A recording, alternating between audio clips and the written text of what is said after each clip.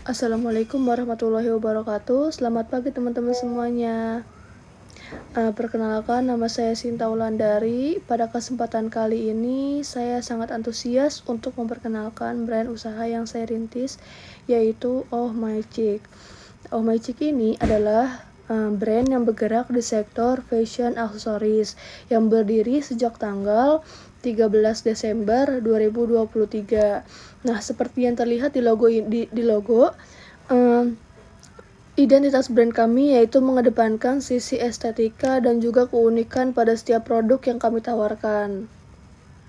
Melihat di sebelah kiri, filosofi brand kami cukup sederhana namun bermakna.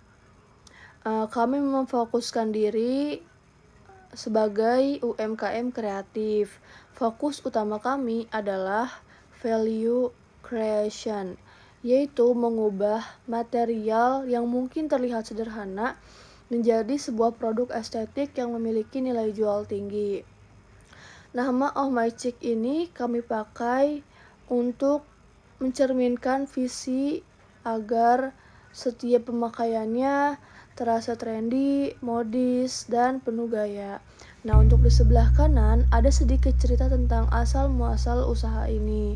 Nah, Oh My Chick ini bukanlah sebuah bisnis yang tiba-tiba muncul, melainkan buah dari sebuah passion.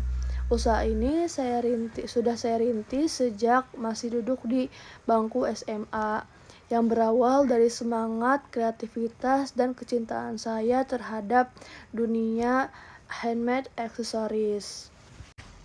Nah, tentunya dalam bisnis fashion persaingan itu sudah ketat banget ya kan. Oleh karena itu, Oh My Chick memiliki unique selling proposition atau keunikan yang membedakan kami dari yang lain. Ada 3 poin utamanya, yaitu teknik pelapisan, manik pilihan, dan personalized craft. Nah, untuk teknik pelapisan, kami tidak cuma asal merangkai, kami menggunakan teknik penyusunan benang, jahit hingga mencapai ketebalan tertentu. Nah, ini untuk memastikan produk tidak hanya memiliki tekstur yang khas, tapi juga kuat dan awet. Terus yang kedua ada manik pilihan. Nah, setiap manik-manik yang kami gunakan telah melalui proses kurasi.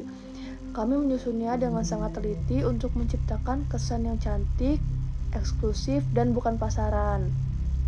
Terus yang ketiga adalah personalized craft. Nah, ini yang paling spesial teman-teman.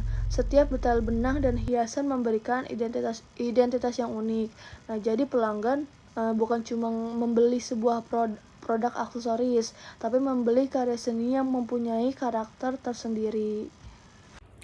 Selanjutnya, ada strategi pemasaran dan pertumbuhan. Slide ini menjelaskan strategi pemasaran digunakan untuk pengembangan produk. Yang pertama ada konten marketing atau organik. Brand ini memanfaatkan Instagram Reel dan Reels secara organik tanpa iklan berbayar. Fokusnya adalah membangun brand awareness melalui konten yang relevan, konsisten, dan relatable bagi audiens. Selanjutnya ada penetration preaching. Strategi ini menggunakan harga yang relatif terjangkau di awal peluncuran produk. Tujuannya untuk menarik minat pasar dan mempercepat adopsi produk. Lalu, harga disesuaikan menjadi lebih kompetitif setelah brand mulai dikenal. Yang ketiga, ada social proof dan word of mouth. Kepercayaan publik melalui testimoni, rekomendasi, dan pengalaman pengguna. Strategi ini efektif karena calon konsumen cenderung lebih percaya pada pengalaman orang lain dibandingkan iklan langsung.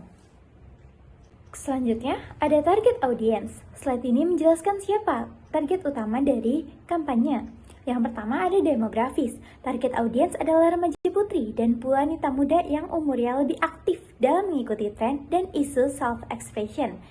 Yang kedua, dari rentang usia, kita menjangkau di usia 15-20 tahun, yaitu fase pencarian jati diri yang sangat dipengaruhi oleh media sosial. Selanjutnya ada secara psikografis. Audiens memiliki karakter. Yang pertama, audiens memiliki karakter yang aktif di media sosial. Selanjutnya, menyukai produk handmade dan estetik.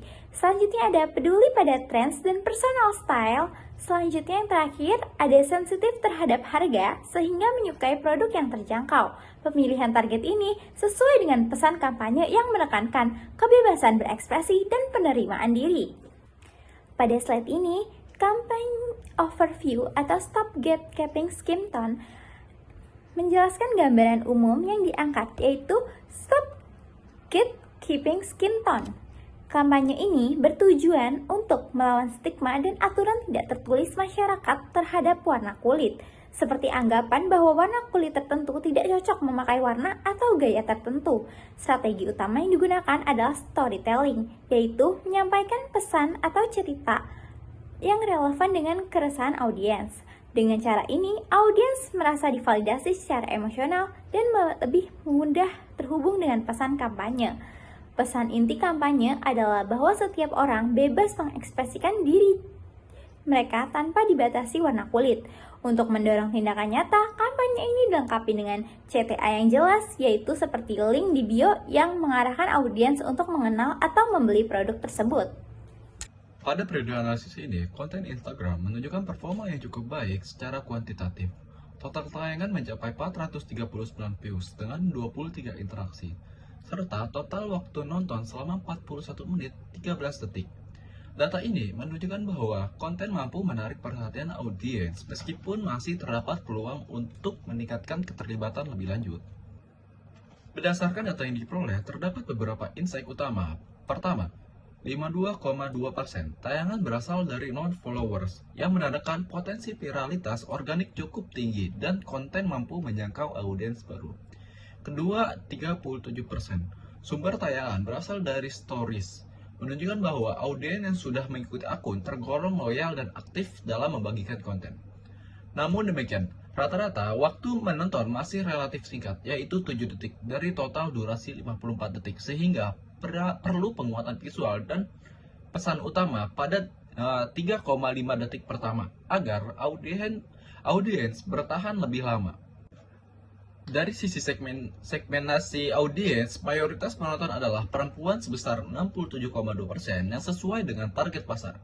Berdasarkan usia, 68,4% berada pada rentang umur 18-24 tahun yang didominasi oleh mahasiswa dan dewasa muda. Sementara itu, dari segi lokasi, 98,8% audiens berasal dari Indonesia, sehingga kampanye ini sangat relevan untuk target pasar domestik. Pada bagian ini kita melihat bagaimana audiens berinteraksi dengan konten serta seberapa lama mereka menonton videonya. Jenis interaksi yang paling besar adalah likes, disusul komentar dan repost. Ini menunjukkan konten masih bersifat ringan dan mudah disukai, namun belum terlalu memancing percakapan atau diskusi dalam komentar. Adanya repost dan share berarti konten memiliki potensi viral organik karena audiens bersedia meneruskan ke orang lain. Dari sisi retention, rata-rata waktu tonton hanya sekitar 7 detik. Sementara durasi video total 54 detik. Artinya terjadi drop di awal video. Ini berarti hook awal perlu diperbaiki supaya penonton bertahan lebih lama. Nah, di kesimpulan ini, jadi secara keseluruhan konten tepat sasaran, mayoritas audiens adalah perempuan dari usia 18 tahun hingga 24 tahun, sesuai target pasar. Menariknya, lebih dari setengah views datang dari non-followers. Jadi konten punya potensi viral, organic stories juga menghasilkan engagement aktif sebesar